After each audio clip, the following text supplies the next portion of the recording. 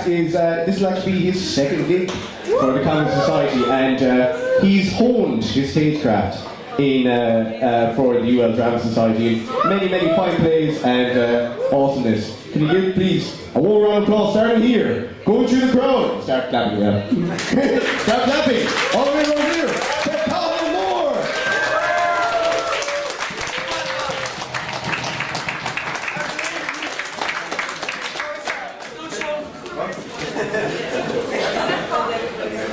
Are we on? Are we live? Yeah, we're good. So it's study week, thank you all for coming out. I know it's a stressful week, and I've been thinking a lot about just what stresses people out. And I was thinking about what would stress a girl out, and what would especially stress a guy out. I happened to come across something really strange.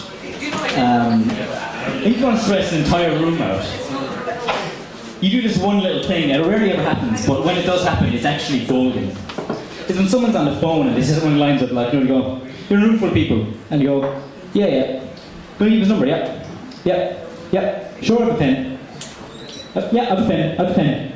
Literally everyone in the room. Time will stop. Where was the last place I saw a pen? Where was it? It's actually funny that I was over in Paris a couple of weeks ago, and we had a little bit of trouble with the hotel, and my friend was on the phone to her bank, and she said, this has to be a short call, that I don't have enough credit, and this will go through, we're without a hotel in Paris. And she's on the phone, and they say, okay, you need to put in his PIN number. And I can anticipate it coming on.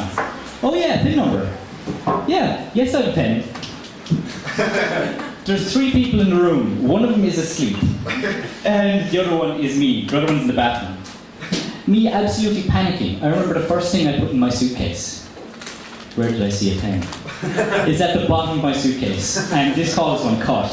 So I thought the funniest or the most efficient thing to do was I zipped open my suitcase and just literally like I channeled Mike Tyson and just punched it. And like an eruption of like my Disney princess t-shirts and like, my underwear just goes all over the lobby, but I did find that pen. Anyway, back to what I was talking about earlier. I think if you want to stress out a guy just like that, ladies, ask him the question, what's on your mind? Because there's no good right answer to this question.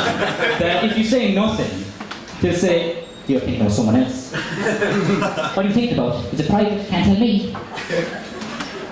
So the weird, you now negate nothing as your answer. So the weirdest shit pops into your head. You'll immediately flash back to that time you watched American History X. And the thought process, you go, oh God, I fucking love that movie. Edward Norton's really good. Yeah, what's the question? What's on your mind? White supremacy? No, hold on.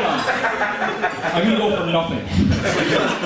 And it's the same with women. If you want to stress a woman out, you ask the question, you alright? Because women don't have a fucking clue what they feel. Looking directly at this group of women, sorry. Women have a clue what they feel. You alright? Yeah, I'm grand. I'm a little hungry. I don't eat though. I'm tired. I'm depressed. You don't appreciate me.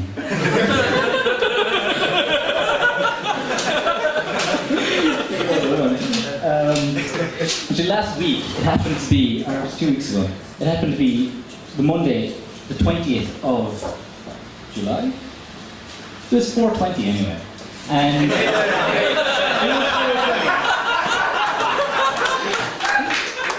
laughing at my maths or the concept of it? I can't. But anyway, I wanted to see a good example of what college is like on the day of 4:20.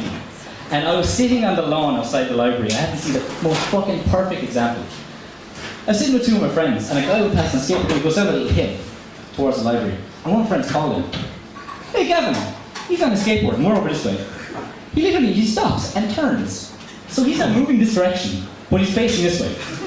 And he hits the ditch. And he sails like maybe 3 feet into the ditch. So I might chalk that up to a normal mistake, but I immediately knew he was stoned off his balls by the fact that when he landed in the ditch, he like assumed the lounge position for a minute. And he had to look around and actually like remind himself, "Oh fuck, I'm outside." But the amazing thing about this was, he came over. And I was like, he just like walked over. He left the skateboard in the ditch. He just walked over and nothing happened. And I was like, you were right. And his justification, this was perfect. It was absolutely magical, I thought. His justification was, you alright? Whatever, man. What immediately popped in, I have never touched a drug in my life, but immediately popped into my head. It's like, on full moon, werewolf. He suddenly turns from man to strong wolf. And you know, he hungers for the flesh of man. His weakness is water. Stuff like that. I thought, does stoners really do this? They just like, on 420, they magically transform from normal man to a slightly slower moving man. Their weakness to water, because I assume they dissolve with all drugs and just. And they just have this insatiable hunger for everything. But I thought this was the most amazing thing. Oh man, it's 420. I'm fucking invincible. I want to see that Avenger actually. I want to see him as an Avenger. I want to see fucking 420 man. I'm in the new Avengers movie. You know, what's his name? Bruce Banner, the Hulk. Yeah. What's your secret? The secret is I'm always angry. 420 man, what's your secret? Oh man, the secret is it's always 420 when you're me, man. I just imagine like his vision when he's on that skateboard. It's just like when you get a star, the invincibility star in Mario. Everything is like just flashing rain. I'm just skating around the place. I'm going invincible, man.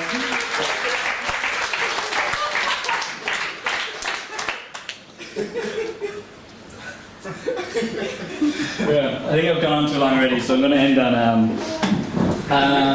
one of my favourite hobbies. I'm a huge pro wrestling fan. I have been die-hard pro wrestling fan from the day I was born.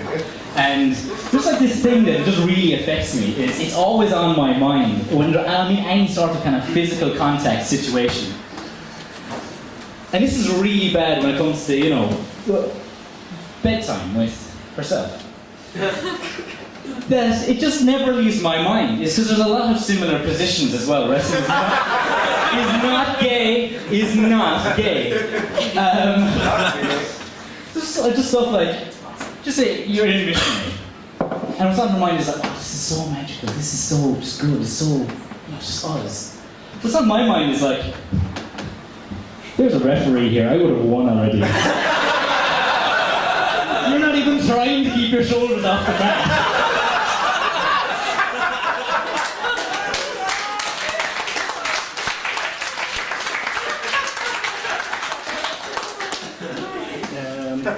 So then, like, other little things is like, once we're in missionary and suddenly she reaches up and grabs me by the back of the neck. And my first thought is, okay, so she's got you in a collar and elbow. So you drop down, you grab her leg, spin her over, and you put her in the sharpshooter, okay? But she grabs my head and she moves me real close, and she looks me right in the eyes, dead in the eyes, and she says, make me scream. She's definitely asking for the sharpshooter right now.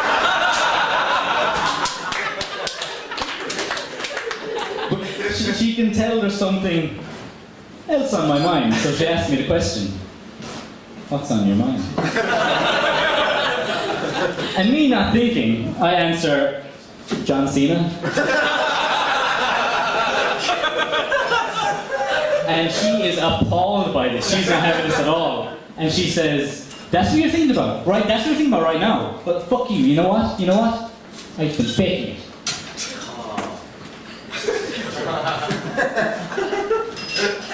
I looked her in the face and I said, still real to me, Dan.